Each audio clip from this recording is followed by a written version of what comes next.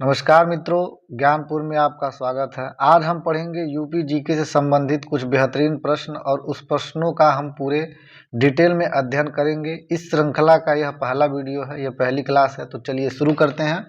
पहला क्वेश्चन है कि जो आगरा लखनऊ एक्सप्रेसवे हाईवे की लंबाई लगभग में कितनी है। तो बताना है आपको 300 किलोमीटर है, 250 किलोमीटर है या 350 किलोमीटर है या फिर 400 किलोमीटर है। तो याद रखिएगा, आगरा लखनऊ एक्सप्रेसवे की लंबाई लगभग अगर पूछा है तो इसके अनुसार आंसर हो जाएगा आपका 300 किलोमीटर। आइए देखते हैं उत्तर प्रदेश के एक्सप्रेसवे के बारे में कुछ अध्ययन। अगर आगरा लखनऊ एक्सप्रेसवे एग्जैक्ट पूछा है तो 302.22 किलोमीटर लगभग है और ये उत्तर प्रदेश के लगभग 10 जिलों से होकर जाता है, जो आगरा से लेकर लखनऊ तक है, यहाँ लिखा हुआ है। आगे देखिए, दिल्ली मेरठ एक्सप्रेसवे है, कितना है वो 96 किलोमीटर है। पूर्वांचल एक्सप्रेसवे कितना है तो याद रखिएगा 340.28 किलोमीटर, जो 6 लेन का है, उत्तर प्रदेश के 9 जिलों से होकर जाता है, जो लखनऊ के चांदसराय से होकर गाजीपुर के हैदरियागंज पे जाता है। एक क्वेश्चन यहाँ और बन सकता है कि जो पूर्वांचल एक्सप्रेसवे है वहाँ हवाई पट्टी बनाई गई है सुल्तानपुर में। बुंदेलखंड एक्सप्रेसवे 296 किलोमीटर का है, जो लगभग 7 जिलों से होकर जाता है उत्तर प्रदेश के। गोरखपुर लिंक एक्सप्रेसवे 91 किलोमीटर। गंगा एक्सप्रेसवे 594 किलोमीटर। लखनऊ और कानपुर एक्सप्रेसवे 62.76 किलोमीटर। गाजियाबाद कानपुर एक्सप्रेसवे 380 किलोमीटर। गोरखपुर सिलीगुड़ी एक्सप्रेसवे जो अभी हाल ही में बनने वाला है तो 520 किलोमीटर। दिल्ली सहारनपुर और देहरादून एक्सप्रेसवे जो 210 किलोमीटर है। ये थे उत्तर प्रदेश के कुछ बेहतरीन और प्रमुख एक्सप्रेसवे जो आपके अध्ययन के लिए आवश्यक है। चलिए बढ़ते हैं अगले क्वेश्चन पे। लिखा है, सुराहा ताल पक्षी विहार उत्तर प्रदेश के किस जिले में स्थित है। आजमगढ़ में, बलिया में, हरदोई में या फिर प्रतापगढ़ में। तो याद रखिएगा, सुराहा ताल पक्षी विहार जो है उत्तर प्रदेश के बलिया जिले में स्थित है। आइए देखते हैं उत्तर प्रदेश के पक्षी विहार के बारे में क्या क्या इंपॉर्टेंट पॉइंट बन सकता है। तो अगर आपसे पूछा गया कि नवाबगंज पक्षी विहार जो कहाँ पे है, उन्नाव में है, और कब ये खुला था तो 1984 में। एक बात याद रखने लायक ये है कि नवाबगंज पक्षी विहार का नया नाम आपका चंद्रशेखर आज़ाद पक्षी विहार है। याद रखिएगा, उत्तर प्रदेश का पहला पक्षी विहार नाम क्या है उसका, तो नवाबगंज पक्षी विहार, और नया नाम हो गया इसका चंद्रशेखर आज़ाद पक्षी विहार। इसके अलावा जो है तो लाख बहोसी पक्षी विहार जो कन्नौज में है, लगभग 80 वर्ग किलोमीटर का है। यहाँ से प्रमुख पॉइंट क्या है तो लाख बहोसी पक्षी विहार जो उत्तर प्रदेश का सबसे बड़ा पक्षी विहार है। पटना पक्षी विहार नाम से कंफ्यूज नहीं होना है, ये एटा में है और 1 वर्ग किलोमीटर में है, जो प्रदेश का सबसे छोटा पक्षी विहार है। यानी 3 पॉइंट आपको ध्यान देना है, पहला नवाबगंज, सबसे बड़ा लाख बहोसी और सबसे छोटा पटना पक्षी विहार। इसके अलावा और भी देखते हैं तो समसपुर पक्षी विहार रायबरेली में, सांडी पक्षी विहार हरदोई में, बखीरा पक्षी विहार संत कबीर नगर में, ओखला पक्षी विहार गौतम बुद्ध नगर और गाजियाबाद में, समान पक्षी विहार मैनपुरी में, सुहागी बरवा पक्षी विहार महाराजगंज में, विजय सागर पक्षी विहार हमीरपुर और महोबा के बॉर्डर पे है, सुलहा ताल जिसे लोकनायक पक्षी विहार भी कहा जाता है बलिया में, सूर सरोवर पक्षी विहार आगरा में, और भीमराव पक्षी विहार प्रतापगढ़ में है। याद रखिएगा, भीमराव पक्षी विहार का पुराना नाम क्या हो गया है, बेती पक्षी विहार। तो ये थे आपके उत्तर प्रदेश के कुछ पक्षी विहार। चलते हैं अगले क्वेश्चन पे। तीसरा नंबर क्वेश्चन आपसे पूछा है कि निम्न में उत्तर प्रदेश का प्रकाशित पत्रों में पहला हिंदी पत्र कौन सा था। तो हिंदी पूछा है और आपको ध्यान देना है कि ये उत्तर प्रदेश का पूछा है। तो जामे जहानुमा, सरदल अखबार, आनंद कादम्बिनी और बनारस अखबार। तो ये दोनों तो हो नहीं सकता है, उर्दू समाचार पत्र है। इन दोनों में आपको ध्यान देना है, उत्तर प्रदेश का अगर पूछा है तो बनारस अखबार। चलिए थोड़ा अध्ययन करते हैं हिंदी समाचार पत्रों के बारे में।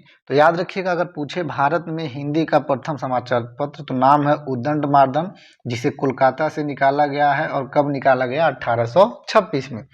आवश्यक क्यों है, क्योंकि इनके संपादक हैं युगल किशोर शुक्ल, जो उत्तर प्रदेश के कानपुर से संबंधित है। तो यहाँ यूपी जी के क्वेश्चन आपसे बन सकता है। चलिए बात करते हैं उत्तर प्रदेश के बारे में। उत्तर प्रदेश से निकलने वाला पहला हिंदी समाचार पत्र नाम क्या हो जाएगा, बनारस अखबार। कब निकला है, 1845 से, और नाम से ही लग रहा है कि कहाँ से, बनारस से। तो लाइन क्या है ये पूरा का पूरा कि उत्तर प्रदेश के पहले हिंदी समाचार पत्र का नाम बनारस अखबार है, जो सन 1845 में बनारस से निकला था, जिसके संपादक का नाम क्या हो, गोविंद रघुनाथ दत्ते। बनारस अखबार गोविंद रघुनाथ दत्ते। यहीं पे एक क्वेश्चन आपको याद करना है कि किसके प्रयासों से हुआ है, किसके प्रयासों से, राजा शिव प्रकाश सितारे हिंद। क्वेश्चन अगर ऐसे बन जाए कि उत्तर प्रदेश का पहला हिंदी समाचार पत्र किनके प्रयासों से निकला, तो राजा शिव प्रकाश सितारे हिंद, और संपादक का नाम पूछे तो गोविंद रघुनाथ दत्ते। आगे चलते हैं। उत्तर प्रदेश से निकलने वाला, चलिए उर्दू समाचार पत्र की बात कर दीजिए, तो सरदार अखबार जो 1846 में, यानी इससे एक साल बाद, और आगरा से निकला है। संपादक कौन है, गोविंद प्रोफेसर सिपेंग। उत्तर प्रदेश से निकलने वाला पहला अंग्रेजी, तो लीडर 1910 में, और कहाँ से निकला है, तो प्रयागराज में, और लीडर के संपादक कौन है, तो मदन मोहन मालवीय। उम्मीद करते हैं कि आपको ये समझ में आया होगा। आगे बढ़ते हैं अगले क्वेश्चन पे। 4 नंबर क्वेश्चन है, निम्नलिखित में से उत्तर प्रदेश के प्रथम लोकायुक्त थे, यानी पूछा है यहाँ पे भाई उत्तर प्रदेश के प्रथम लोकायुक्त कौन थे, तो न्यायमूर्ति KN गोयल, न्यायमूर्ति विशंभर दयाल, न्यायमूर्ति मुर्तजा हुसैन, या न्यायमूर्ति NK मेहरोत्रा। तो याद रखिएगा, उत्तर प्रदेश के प्रथम लोकायुक्त पूछा है तो आंसर हो जाएगा आपका न्यायमूर्ति विशंभर दयाल। ठीक है, आइए देखते हैं लोकायुक्त के बारे में। तो याद रखिएगा, लोकायुक्त और उप लोकायुक्त अधिनियम जो है 1975 में पारित हुआ, ठीक है, जिससे माध्यम से 14 सितंबर 1976 को विशंभर दयाल को प्रथम लोकायुक्त बन के वर्तमान बनाया गया इनको, ठीक है। वर्तमान लोकायुक्त का नाम क्या है, तो संजय मिश्रा। और संजय मिश्रा कब बने हैं, तो 31 जनवरी 2016 से। लोकायुक्त का कार्यकाल 5 वर्ष या 70 वर्ष होता है, ये नया अपडेट है, याद रखिएगा। सबसे पहले लोकायुक्त का कार्यकाल 2012 तक 6 वर्ष था। बाद में इसे 2012 के बाद 8 वर्ष बना दिया गया, 8 वर्ष। लेकिन अब 2024 में ये कितना हो गया है, तो 5 वर्ष। ये थोड़ा अपडेटेड है, थोड़ा ध्यान रखिएगा इसको कि बदल गया है, पहले 6 था, फिर 8 और फिर हो गया है अब 5। यानी अब जब संजय मिश्रा बनेंगे तो जो भी कार्यकाल आएगा वो 5 साल का कार्यकाल रहेगा। ठीक है, चलिए अगले क्वेश्चन पे आते हैं। एक बात याद रखिएगा मित्रों, जो भी आगे ऊपर SSC का एग्जाम, लेखपाल का एग्जाम हुआ, BPO का एग्जाम हुआ, और भी जो आपके एग्जाम है वहाँ UP GK का पोर्शन बहुत ही इंपॉर्टेंट है। लगभग 20 क्वेश्चन हर एग्जाम में आ रहे हैं, तो बहुत ही ध्यान से और बहुत ही बेहतरीन तरीके से आपके पास इन प्रश्नों को लाया जा रहा है। उम्मीद करते हैं आपको पसंद आ रहा होगा। अगर पसंद आ रहा होगा तो चैनल को सब्सक्राइब अवश्य कीजिएगा। अगले क्वेश्चन पे आज ये लिखा है, उत्तर प्रदेश में सबसे पुराना विश्वविद्यालय, इसका नाम बताना है। बनारस हिंदू विश्वविद्यालय जो वाराणसी में है, प्रयागराज विश्वविद्यालय जो प्रयागराज में है, चौधरी चरण सिंह विश्वविद्यालय जो मेरठ में है, और लखनऊ विश्वविद्यालय जो लखनऊ में है। तो उत्तर प्रदेश का सबसे पुराना विश्वविद्यालय नाम क्या हो जाएगा, तो बिल्कुल सही आंसर हो जाएगा आपका प्रयागराज विश्वविद्यालय। ठीक है, आइए जानते हैं उत्तर प्रदेश के केंद्रीय विश्वविद्यालय के बारे में। तो जो काशी बनारस हिंदू विश्वविद्यालय है, ये कब स्थापना हुआ, तो याद रखिएगा 1916 में। संस्थापक का नाम क्या था, तो मदन मोहन मालवीय। इसके पहले कुलपति कौन थे, तो राय बहादुर सर सुंदरलाल। यह राज्य का पहला केंद्रीय विश्वविद्यालय है, याद रखिएगा उत्तर प्रदेश का पहला केंद्रीय विश्वविद्यालय नाम क्या है, काशी बनारस हिंदू विश्वविद्यालय, जिसकी स्थापना 1916 में हुई और 1917 में केंद्रीय विश्वविद्यालय बनाया गया। याद रखने वाली बात क्या है, अगर ऐसे पूछा कि काशी बनारस हिंदू विश्वविद्यालय को केंद्रीय कब बनाया गया, तो 1917 में, और स्थापना कब हुआ, तो 1916 में। अलीगढ़ मुस्लिम विश्वविद्यालय 1920 में स्थापना, संस्थापक कौन था इसका, तो सर सैयद अहमद खान। इसका पुराना नाम क्या था, यानी अलीगढ़ मुस्लिम विश्वविद्यालय का पुराना नाम क्या था, तो मोहम्मद एंग्लो ओरिएंटल कॉलेज, जिसकी स्थापना हुई थी 1875 में। 1920 में इसका नाम अलीगढ़ मुस्लिम विश्वविद्यालय कर दिया गया, ठीक है, मोहम्मद एंग्लो का। और 1921 में इसे केंद्रीय विश्वविद्यालय का दर्जा दिया गया। प्रयागराज विश्वविद्यालय, जिसकी स्थापना 1887 में हुई है, यह प्रदेश का सबसे पुराना विश्वविद्यालय है, जो आपके क्वेश्चन का आंसर था। इसकी शुरुआती नाम सेंट्रल कॉलेज था। 2005 में इसे केंद्रीय विश्वविद्यालय का दर्जा मिला, यानी प्रयागराज की स्थापना विश्वविद्यालय की स्थापना 1887 में और 2005 में इसे केंद्रीय विश्वविद्यालय बना दिया गया। आगे देखते हैं रानी लक्ष्मीबाई केंद्रीय विश्वविद्यालय जो 2014 में है स्थापना झांसी में, और यह प्रदेश का एकमात्र कृषि विश्वविद्यालय है। राजीव गांधी उड्डयन विश्वविद्यालय अमेठी में और डॉक्टर भीमराव अम्बेडकर विश्वविद्यालय लखनऊ में। चलिए अगले क्वेश्चन पे आइए। 6 नंबर क्वेश्चन है, निम्नलिखित का मिलान करना है, यानी महाजनपद और राजधानी में, तो आपको बताना है। जैसे अगर हम देखते हैं, चलिए पांचाल की राजधानी आपकी हो जाएगी अहिछत्र, यानी ए का आपका होना है 3, तो पहला गलत हो जाएगा, दूसरा है ठीक है, तीसरा गलत है और चौथा गलत, यानी पहला ऑप्शन हो सकता है। जैसे सूरसेन का अगर आपसे पूछे तो सूरसेन का मथुरा हो जाएगा, वत्स का कौशाम्बी हो जाएगा, और वत्स का कौशाम्बी हो जाएगा और मल्ल का कुशीनगर हो जाएगा, यानी आपका ऑप्शन नंबर बी बिल्कुल आंसर सही हो जाएगा। आइए बात करते हैं महाजनपदों को। याद रखिएगा, अगर कुल महाजनपदों की संख्या पूछेगा तो कुल महाजनपद तो आपके थे, जैसे आपको पता है 16, लेकिन इन 16 महाजनपदों में उत्तर प्रदेश में कितने जनपद हैं, महाजनपद थे उस टाइम, तो 8। आइए देखते हैं कौन से महाजनपद थे, उसकी राजधानी क्या थी और वर्तमान में ये किस क्षेत्र में है, उसको भी आप पूरे ध्यान से देखेंगे। जैसे कुरु महाजनपद जिसकी राजधानी इंद्रप्रस्थ थी, वर्तमान में मेरठ से लेके दिल्ली तक का क्षेत्र था। पांचाल जिसका अहिछत्र और कांपिल्य था, यानी उत्तरी का अहिछत्र था और दक्षिणी का कांपिल्य था। उत्तरी पांचाल अहिछत्र और दक्षिणी पांचाल कांपिल्य। वर्तमान क्षेत्र है बरेलू, बदायूं और फर्रुखाबाद। काशी महाजनपद की राजधानी वाराणसी थी, वर्तमान क्षेत्र वाराणसी में ही है। कौशल महाजनपद की राजधानी श्रावस्ती थी, इसका वर्तमान क्षेत्र अवध है।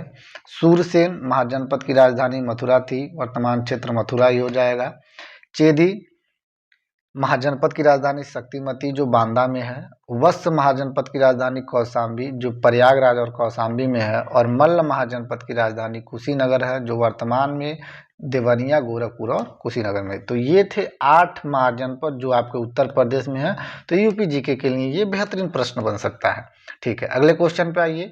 यानी आपसे पूछा है कि सन 1857 के विद्रोह की सर्वप्रथम शुरुआत कहाँ से हुई, मेरठ से, गोरखपुर से, कानपुर से, या इनमें से कोई नहीं। तो आपको जैसे पता है कि सन 1857 की शुरुआत उत्तर प्रदेश के मेरठ से हुई है। डेट भी आपको पता होना चाहिए कि 10 मई 1857 ईस्वी में ये शुरू हुआ था। ठीक है, 1857 की क्रांति। ठीक, चलिए बात करते हैं 1857 क्रांति के विद्रोह का स्थान। तो कुछ इंपॉर्टेंट यूपी जी के याद रखिएगा, इसमें जो भी आ जाता है। जैसे पहला तो चलिए दिल्ली से किसने किया, तो भारतीय नेता थे बहादुर शाह द्वितीय और ब्रिटिश अधिकारी का नाम था जॉन निकोलस। लखनऊ से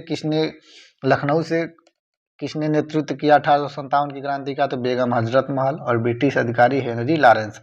कानपुर से नाना साहब ने और ब्रिटिश अधिकारी सर कॉलिन कैंपबेल। झांसी और ग्वालियर से किसने किया, तो रानी लक्ष्मीबाई और तात्या टोपे ने, और जनरल हीरोज एक ब्रिटिश अधिकारी था जिन्होंने मोर्चा संभाला हुआ था। बरेली से नेतृत्व किसने किया 1857 की क्रांति का, तो खान बहादुर खान और सर कॉलिन कैंपबेल जो ब्रिटिश अधिकारी थे। इलाहाबाद और बनारस से मौलवी लियाकत अली, कर्नल आंसेल ने ब्रिटिश अधिकारी। बिहार का नेतृत्व कुंवर सिंह ने किया, और बिहार में जो ब्रिटिश अधिकारी था वो विलियम टेलर था। चलिए आगे चलते हैं, यानी 8 नंबर क्वेश्चन पे आ जाइए। पूछा है गंगा नदी सर्वप्रथम उत्तर प्रदेश के किस जिले से प्रवेश होकर जाती है, सहारनपुर, बिजनौर, रामपुर या फिर बरेली। तो ये तो याद होना चाहिए कि जो गंगा नदी है उत्तर प्रदेश के बिजनौर में प्रवेश करती है। आइए देखते हैं गंगा नदी के बारे में। तो याद रखिएगा गंगा नदी उत्तरकाशी जिले के गोमुख हिमनद से निकलती है। इसके बाद ये उत्तर प्रदेश के बिजनौर जिले में से प्रवेश होकर राज्य में प्रवेश करती है। गंगा नदी उत्तर प्रदेश के 28 जिलों से होकर बहती है। प्रयागराज में गंगा और यमुना की नदी का संगम होता है। गंगा नदी उत्तर प्रदेश की सिंचाई का मुख्य स्रोत है। गंगा नदी की लंबाई करीब 2525 किलोमीटर है। यह नदी उत्तर प्रदेश, बिहार, झारखंड और पश्चिम बंगाल होकर गुजरती है। अंत में यह बंगाल की खाड़ी में जाके मिल जाती है। ठीक है, चलिए आगे 9 नंबर क्वेश्चन पे आ जाइए। 9 नंबर क्वेश्चन आपसे पूछा है निम्न में से कौन सुमेलित नहीं है, तो आल्हा बुंदेलखंड क्षेत्र में होता है, ये लोकगीत से संबंधित है। बिरहा लोकगीत पूर्वांचल में होता है, चैती रुहेलखंड में, कजरी अवध में।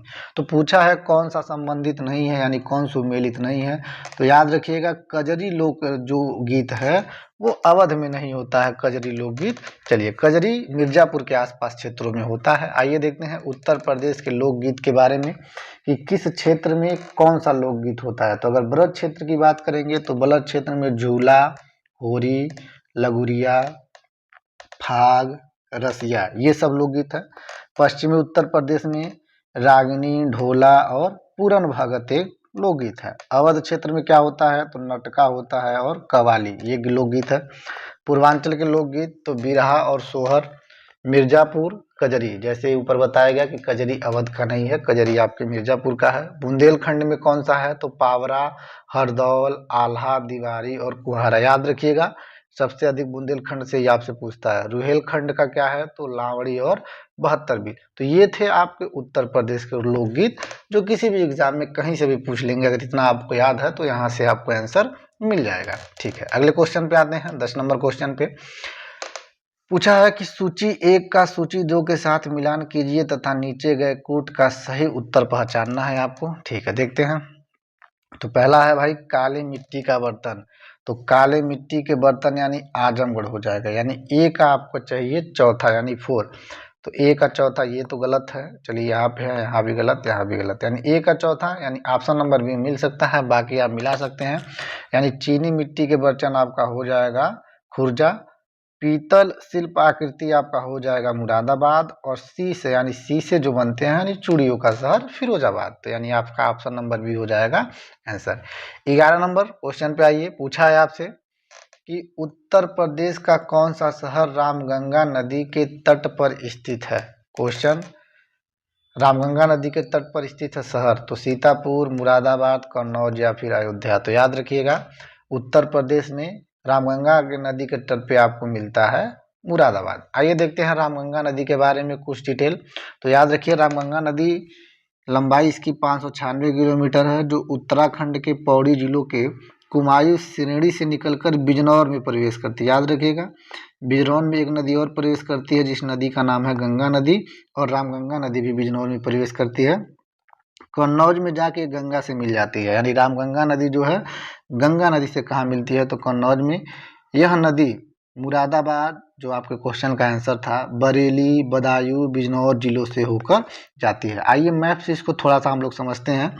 ये जो शहर है आपका बिजनौर, यहाँ जो बिजनौर है यहीं एक नदी आपको मिलेगी गंगा और एक नदी आपको मिलेगी रामगंगा। ये दोनों का दोनों बिजनौर में प्रवेश करते हैं, और कन्नौज में जाके कन्नौज में रामगंगा नदी गंगा से मिल जाती है। ठीक है, 12 नंबर क्वेश्चन, बुंदेलखंड क्षेत्र में कौन सी घास पाई जाती है। चलिए ध्यान से क्वेश्चन का आंसर देखिएगा, बताइएगा। बुग्याल, मर्ग, चलास और इनमें से कोई नहीं। यानी बुंदेलखंड का जो उत्तर प्रदेश का नीचे का क्षेत्र है यानी बुंदेलखंड, वहाँ किस प्रकार की घास पाई जाती है, क्वेश्चन आपसे यही पूछा हुआ है। तो याद रखिएगा एक घास है जिसे चलास कहा जाता है, ये उत्तर प्रदेश के बुंदेलखंड जिले के आसपास पाई जाती है, बुंदेलखंड क्षेत्र में। चलिए 13 नंबर क्वेश्चन पे आ जाइए।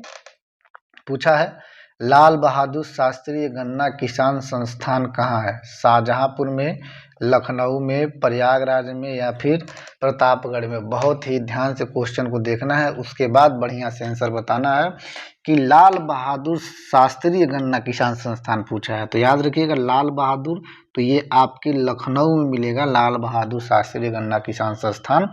देखिए कॉन्फ्यूजन कहाँ है, अगर ऐसे कह दे कि उत्तर प्रदेश गन्ना शोध संस्थान कहाँ है, तब जाके आंसर आपका रहता शाहजहांपुर।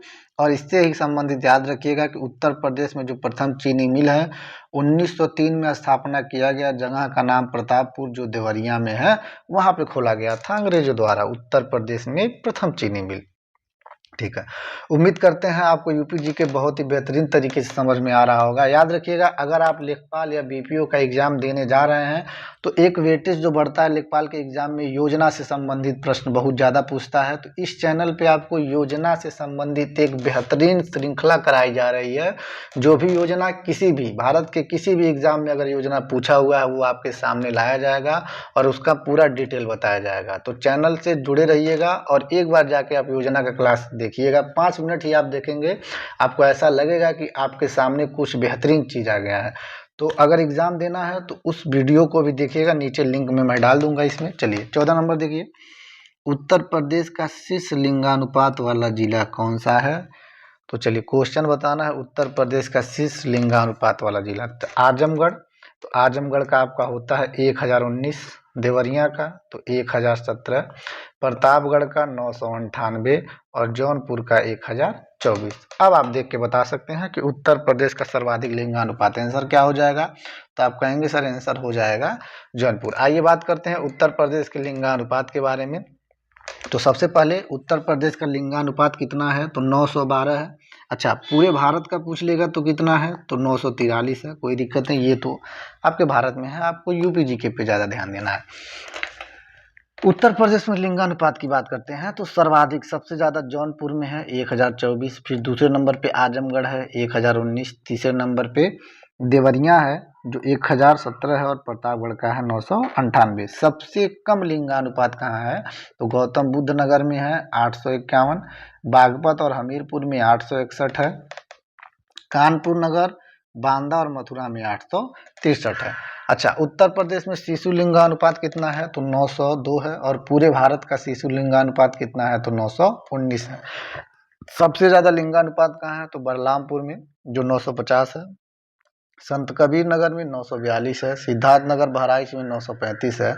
न्यूनतम लिंगानुपात कहाँ है? शिशु लिंगानुपात तो बागपत में 841, गौतम बुद्ध नगर में 843, गाजियाबाद में 850। ठीक है, आगे चलते हैं अगले क्वेश्चन पे।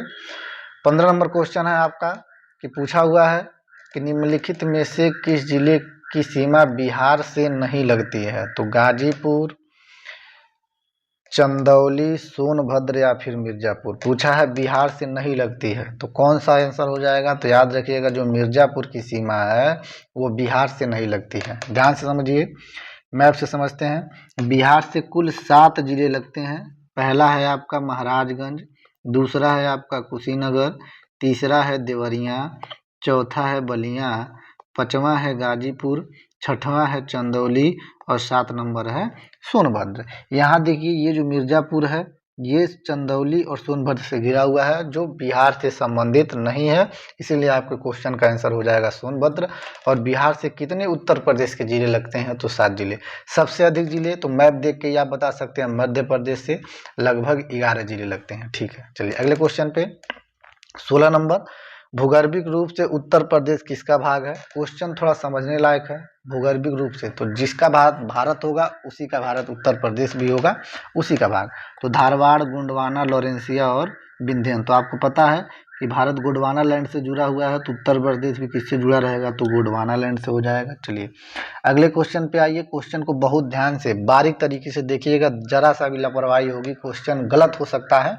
ध्यान से क्वेश्चन देखिएगा। पूछा है उत्तर प्रदेश का क्षेत्रफल भारत के क्षेत्रफल का कितना प्रतिशत है? 2.4%, 9.4, 8.4 या 7.3। ध्यान से सुनिएगा, पूछा है उत्तर प्रदेश का क्षेत्रफल भारत के, तो अगर 2.4% पे अगर बार बार आपका ध्यान लग रहा है तो याद रखिएगा यह भारत का क्षेत्रफल है। भारत का क्षेत्रफल है किसका? तो पूरे विश्व के क्षेत्रफल का भारत का क्षेत्रफल कितना है? तो 2.4%। लेकिन ये पूछा है कि भारत के क्षेत्रफल का उत्तर प्रदेश, तो हो जाएगा 7.3%। ठीक है, और उत्तर प्रदेश का क्षेत्रफल कितना है? तो लगभग 2,40,928 वर्ग किलोमीटर, जो भारत के राज्यों में चौथे नंबर पे आता है। तो कितना है? 7.3%। ठीक, 18 नंबर पे आ जाइए। 18 नंबर क्वेश्चन आपसे पूछा है कि भीतरगांव के मंदिर का निर्माण किस वंश के शासकों ने करवाया था? मौर्य वंश, गुप्त वंश, चालुक्य वंश या इनमें से कोई नहीं। तो आपसे पूछा है कि भाई भीतरगांव के मंदिर का निर्माण, तो याद रखिएगा भीतरगांव के मंदिर का निर्माण करवाया हमारे गुप्त वंश के शासकों ने। आइए देखते हैं उत्तर प्रदेश के कुछ मंदिर के बारे में एक नज़र डालते हैं, थोड़ा स्पीड में देखिएगा। अगर पूछा गया दशावतार मंदिर वो ललितपुर में है, श्रृंगी ऋषि राम मंदिर फर्रुखाबाद में है, बराह भगवान मंदिर एटा में, बाबा सोमनाथ मंदिर देवरिया में, जेके यानी झुग्गी लाल कमल मंदिर कानपुर में, देवी पाटन मंदिर बलरामपुर में, विश्वनाथ मंदिर वाराणसी में, चंद्रोदय मंदिर वृंदावन जो विश्व का सबसे ऊंचा है, ये वृंदावन यानी मथुरा में है। पाताल मंदिर आपका प्रयागराज में है। वासुकी और वेणी माधव मंदिर प्रयागराज में। भारत माता मंदिर, ध्यान दीजिएगा इस पे, वाराणसी में है। रत्नागिरी मंदिर अयोध्या में। पद्मावती सती मंदिर कन्नौज में। गोरखनाथ मंदिर मथुरा में। गोरखनाथ मंदिर गोरखपुर में और प्रेम मंदिर मथुरा में। भगवान बाहुबली मंदिर आपको मिलेगा फिरोजाबाद में। दाऊ जी का मंदिर मथुरा में। लाडली राधा जी बरसाना में। कनक भवन मंदिर अयोध्या में। विंध्यवासिनी विंध्याचल या मिर्जापुर में। गढ़मुक्तेश्वर एक जगह है जो हापुड़ में है। राहिला सूर्य मंदिर महोबा में। वाल्मीकि आश्रम बिठूर जो कानपुर में है। अवंतिका देवी मंदिर आहार बुलंदशहर में है। संकट मोचन मंदिर वाराणसी में। सनातन धर्म मंदिर गौतम बुद्ध नगर में। छेमकली का मंदिर कन्नौज में। राजेश्वर मंदिर उन्नाव में। 84 खंबा मंदिर मथुरा में और 84 गुंबद जो है वो कालपी जो जालौन में स्थित है। मार्कंडे महादेव मंदिर थोड़ा ध्यान से देखिएगा, कैथी, और कैथी जगह कहाँ है, गुजरात में। और ये कहाँ पे है, तो गंगा और गोमती नदी गाजीपुर में मिलती हैं और इन्हीं के संगम पे स्थित है मार्कंडे महादेव मंदिर। यहाँ से क्वेश्चन बना हुआ है कि गंगा और गोमती के संगम पे कौन सा मंदिर स्थित है, तो याद रखिएगा मार्कंडे महादेव मंदिर। शीतला माता चौकिया देवी मंदिर जौनपुर में। बाहुबली मंदिर फिरोजाबाद में। इस्कान मंदिर मथुरा में और सोनाड़ी देवी का मंदिर महाराजगंज में। चलिए, उम्मीद करते हैं मंदिरों से कुछ क्वेश्चन क्लियर हो गया होगा। बार बार ये अगर मंदिर से क्वेश्चन आता है तो जो भी आप इस टाइम पढ़ रहे हैं उस टाइम भी रिवीजन कराया जाएगा। तो अगर आप वीडियो को देखते हैं तो कभी ना कभी एक आध 2 बार रिवीजन होगा, तो 2 बार 3 बार जब देखेंगे तो आपको ऑटोमेटिकली वो चीज़ें याद हो जाएंगी। सेम वही चीज़ भी आपको वहाँ पे रिवीजन कराया जाएगा। चलिए 19 नंबर क्वेश्चन देखते हैं। पूछा है निम्नलिखित में से उत्तर प्रदेश के किस जिले में सर्वाधिक बार कांग्रेस के अधिवेशन हुए हैं, तो कानपुर में, मेरठ में, बनारस में या फिर प्रयागराज जो पहले इलाहाबाद था। तो कांग्रेस के अधिवेशन उत्तर प्रदेश में सर्वाधिक कहाँ पे हुए हैं, तो ऑप्शन के अनुसार आपको लगाना है प्रयागराज। ऑप्शन के अनुसार क्यों बोल रहे हैं, क्योंकि 3 बार लखनऊ में हुआ है और 3 बार प्रयागराज में। आइए देखते हैं। तो सबसे पहली बात, कांग्रेस के कितने अधिवेशन उत्तर प्रदेश में हुए हैं, तो उत्तर प्रदेश में 9 अधिवेशन हुए हैं जो ये क्रम संख्या दिया गया है। अब देखते हैं कौन सा अधिवेशन कब हुआ और उसकी अध्यक्षता किसने की। तो चौथा अधिवेशन जो उत्तर प्रदेश में पहला हुआ था 1888 में प्रयागराज में हुआ और इसके अध्यक्ष का नाम क्या था, जॉर्ज यूलियो। तो उस समय नाम इलाहाबाद था, इसीलिए हमने इलाहाबाद लिख दिया है कि कंफ्यूजन ना हो। ऑप्शन में जो भी आए लगा दीजिएगा, फिलहाल अब तो प्रयागराज ही आएगा। दूसरा जो हुआ कांग्रेस का 8वां अधिवेशन 1892 इलाहाबाद जो प्रयागराज में है और इसके अध्यक्ष थे व्योमेश चंद्र बनर्जी। 1899 में 15वां अधिवेशन हुआ जो लखनऊ में हुआ और रमेश चंद्र दत्त जो अध्यक्ष हैं। 21वां अधिवेशन 1905 में हुआ उत्तर प्रदेश के बनारस में, जिसके अध्यक्ष गोपाल कृष्ण गोखले थे। 26वां अधिवेशन 1910 में जो इलाहाबाद प्रयागराज में हुआ, जिसके अध्यक्ष विलियम बेडन बर्न थे। 32वां अधिवेशन 1916 में लखनऊ में हुआ, जिसके अंबिका चरण मजूमदार थे। 41वां अधिवेशन 1925 कानपुर में हुआ जो जिसके अध्यक्ष सरोजिनी नायडू थी।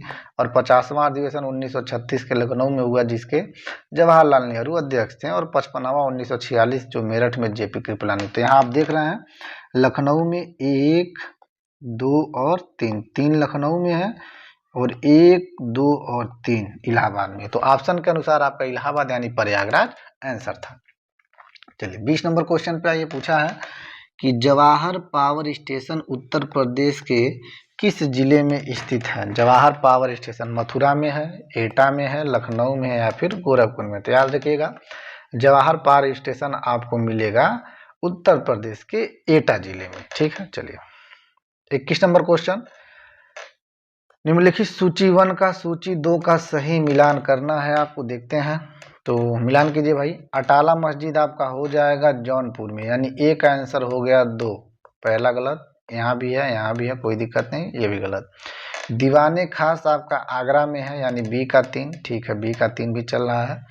और पंचमहल आपका है फतेहपुर सीकरी में, यानी सी का आंसर हो जाएगा 4, ये आपका गलत हुआ है। और रूमी दरवाजा आपका हो गया लखनऊ में, यानी आपका ऑप्शन नंबर सी बिल्कुल करेक्ट हो जाएगा, इसका ऑप्शन नंबर सी। ठीक, चलिए उत्तर प्रदेश के किस शहर में परमाणु ऊर्जा केंद्र स्थापित है? चलिए, बुलंदशहर, आगरा, लखनऊ या फिर कानपुर। तो जैसे पता है कि उत्तर प्रदेश का परमाणु ऊर्जा केंद्र स्थापित है बुलंदशहर। बुलंदशहर में एक जगह है जिसका नाम है नरौरा। यहाँ पे 220 के दो नरौरा, 220 के दो स्थित हैं। ठीक है, तो उत्तर प्रदेश के बुलंदशहर के नरौरा नामक स्थान पर परमाणु ऊर्जा केंद्र स्थापित है। चलिए 23 नंबर देखते हैं। पूछा है उत्तर प्रदेश की पूर्वी सीमा का निर्धारण किस नदी से होता है? गंगा से, यमुना से, गोमती से, फिर या गंडक से? तो उत्तर प्रदेश की पूर्वी सीमा का निर्धारण क्वेश्चन अगर पूछा गया है तो याद रखिएगा, पूर्वी सीमा का निर्धारण किससे होता है? तो गंडक से होता है। कैसे होता है? थोड़ा मैप से हम लोग इसको समझते हैं। उत्तर प्रदेश में अगर पूर्वी, तो पूर्वी सीमा पे आपको पता है कि यही गंडक नदी बहती है, यानी पूर्वी सीमा का निर्धारण गंडक नदी करता है, कोई दिक्कत नहीं है। अच्छा, पश्चिमी सीमा का निर्धारण पूछ लो तब यहाँ से कौन सी नदी आती है? तो आप कहेंगे सर पश्चिमी है हिंडन, क्योंकि यमुना भी सहारनपुर में और हिंडन भी, तो यमुना के बाद ही हिंडन आता है, कोई दिक्कत नहीं है। और यहाँ से जैसे ही दक्षिणी पूछा तो यहाँ से आपको पता पूरा का पूरा यमुना चलती है, तो यमुना नदी हो जाएगा। ठीक है, और ऊपर आपका हिमालय हो जाता है। तो कोई भी आपसे पूछ ले कि भाई कहाँ से कौन निर्धारण करता है, तो पूर्वी पूछा है तो गंडक हो गया, पश्चिमी पूछा हिंडन हो गया, और यमुना हो जाएगा आपका दक्षिणी हो जाएगा, और उत्तर में जो है हिमालय। ठीक है, चलिए 24 नंबर क्वेश्चन, निम्नलिखित में से कौन सा युग्म सुमेलित नहीं है? बिठूर गंगा नदी के किनारे है, गोरखपुर राप्ती नदी के किनारे है, जौनपुर सई नदी के किनारे है, और कौशाम्बी यमुना नदी के किनारे है। तो याद रखिएगा यहाँ पे पूछा कौन सुमेलित नहीं है, तो बिठूर गंगा एकदम सही है, गोरखपुर राप्ती ये भी सही है, कोई दिक्कत नहीं है। जौनपुर सई नदी के किनारे नहीं होगा, याद रखिएगा जौनपुर जो होगा हमारी गोमती नदी के किनारे स्थित होगा। जौनपुर जो शहर है वो गोमती नदी के किनारे स्थित है, तो यानी गलत हमारा हो गया ऑप्शन नंबर सी। चलिए अब यहाँ पे देखते हैं जो गोमती नदी है हमारी, तो गोमती नदी आपको दिख रहा होगा कि यहाँ से जो बहती आ रही है, यहाँ पे जो बहती आ रही है गोमती नदी ये आपका चल रहा है। ठीक है, यही आपकी गोमती नदी है जो पीलीभीत से प्रवेश करती है उत्तर प्रदेश के। चलिए 25 नंबर क्वेश्चन पे आइए, निम्नलिखित में से किसमें विज्ञान नगरी अवस्थित है? तो कानपुर में स्थित है विज्ञान नगरी, इलाहाबाद में है, लखनऊ है में है कि नोएडा में? तो याद रखिएगा विज्ञान नगरी जो है उत्तर प्रदेश की राजधानी लखनऊ में स्थित है विज्ञान नगरी। ठीक, उत्तर प्रदेश की सर्वाधिक लंबी नहर का नाम बताना है आपको, क्या नाम है? निचली गंगा नहर, घाघरा नहर, शारदा नहर या फिर केन नहर? तो याद रखिएगा उत्तर प्रदेश की सर्वाधिक लंबी नहर जिसका नाम है शारदा नहर। ठीक है, ध्यान से देखिएगा। अब उत्तर प्रदेश के नहरों के बारे में कुछ थोड़ा हम अध्ययन करेंगे कि उत्तर प्रदेश की प्रमुख नहरें कौन है। तो याद रखिएगा पूर्वी यमुना नहर जिसकी लंबाई है 1440 किलोमीटर, जो सहारनपुर के फैजाबाद से निकलती है। ध्यान देने वाली ये बात है, क्वेश्चन पूछा उत्तर प्रदेश की पूर्वी यमुना नहर कहाँ से निकलती है? तो फैजाबाद, लेकिन जिला नहीं, सहारनपुर में एक जगह है जिसका नाम फैजाबाद। यह प्रदेश की सबसे पुरानी नहर है, ये भी ध्यान देने लायक है कि पूर्वी यमुना नहर, इसका निर्माण 1830 में हुआ। आगरा नहर 1600 किलोमीटर कहाँ से निकलती है? दिल्ली के ओखला से निकलती है, और यह नहर दिल्ली, हरियाणा और राजस्थान का से चलती है, और इसका निर्माण जो है 1874 में किया गया। शारदा नहर जो उत्तर प्रदेश की सबसे लंबी नहर है 12,368 किलोमीटर। शारदा नदी पीलीभीत के वनवसा नामक स्थान से निकलती है, जिसका निर्माण 1920 से 1928 तक हुआ, और यह प्रदेश की सबसे बड़ी नहर है, जो आपके क्वेश्चन का आंसर था। और सरवी नहर परियोजना यह घाघरा नदी से निकलती है, और घाघरा और राप्ती दोनों नदियों से पानी लेके चलती है। चलिए आगे आइए 27 नंबर पे, उत्तर प्रदेश के ब्रजमंडल का संबंध इनमें किस लोक नृत्य से है? बात करते हैं उत्तर प्रदेश के लोक नृत्यों के बारे में। तो भाई चरकुला, छोलिया, जोगनी या फिर नटवरी? तो पूछा है कि भाई उत्तर प्रदेश ब्रजमंडल से क्या है? तो ब्रजमंडल से स्थित है आपका चरकुला लोक नृत्य। छोलिया तो आपको उत्तराखंड के आसपास मिलता है, जोगनी आपको अवध में मिलेगा, और नटवरी आपका मिलता है पूर्वांचल में। तो यहाँ आपको तीनों पता चल गया। और आइए देखते हैं ब्रजमंडल के कुछ प्रमुख नृत्य। तो सौरा, मयूर, रास, झूला, नरसिंह, घड़ा। याद रखिए जो चरकुला नृत्य होता है सर पे दीपकों को लेकर किया जाता है, और दीपकों की संख्या एक बार पूछ लिया है, तो कुल द्वीपों की संख्या कितनी है उसमें, तो 108 है। चलिए, लिखा 28 नंबर की फर्रुखाबाद जाना जाता है किसके लिए, कालीन की बुनाई के लिए, कांच की वस्तुओं के लिए, इत्र निर्माण के लिए, कि हाथ की छपाई के लिए। तो याद रखिएगा जो फर्रुखाबाद है वो हाथ की छपाई के लिए जाना जाता है। ठीक है, चलिए अगले क्वेश्चन पे आ जाइए।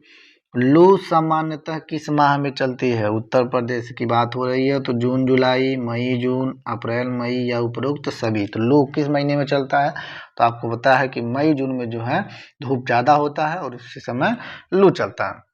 चलिए, आ गए हम धीरे धीरे हल्के हल्के कदमों से आज के लास्ट क्वेश्चन पे। याद रखिएगा ये यूपी जीके का सीरीज ऐसे ही चलता रहेगा, हर सेट में आपको 30-30 क्वेश्चन करवाए जाएंगे, बेहतरीन क्वेश्चन जो पूरे डिटेल में आपको बताया जाएगा, जो आपके एग्जाम की दृष्टि के लिए बहुत ही लाभदायक होगा।